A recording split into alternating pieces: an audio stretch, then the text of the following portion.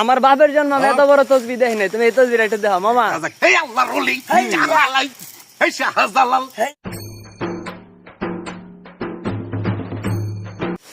এত বড় তসবি আমার ক্যামেরায় লইতেছে না।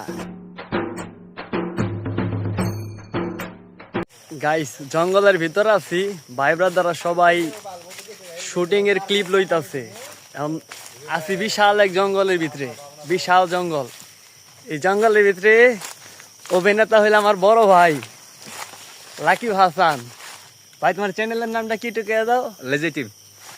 কেদা কেদা বইরা অবস্থা খারাপ হয়ে গেছে। আর এই যে আমার এই যে হ্যাঁ ভাই পিঠটা দেখাই দাও।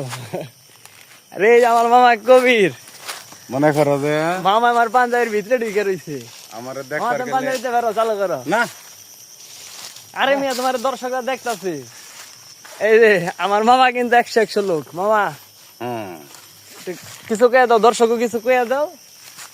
সম্মানিত দর্শক, হ্যাঁ আপনারা আমার উপরে মনোযোগ সম্পন্ন রাখবেন, হ্যাঁ তাহলে আমার ভাবতে পারবেন। আর যদি আমার মনে না রাখেন, তাহলে আপনারা মনে করেন, আমি মনে করবো যে আচ্ছা মামা হনো তোমার হাতে যে মামার হাতে যে একটা তসবি আছে, মামা তোমার এই তসবিটা একটু দেখাও। আমার বাপের জন্য আমি এত বড় তসবি দেখি নাই, তুমি এই তসবিটা একটু দেখাও মামা। তো আরে তুমি কইতে থাকো খালি। যাও যাও, তুমি তসবিটা দেখাও, একটু তোমার তসবিটা দেখাও। এই হচ্ছে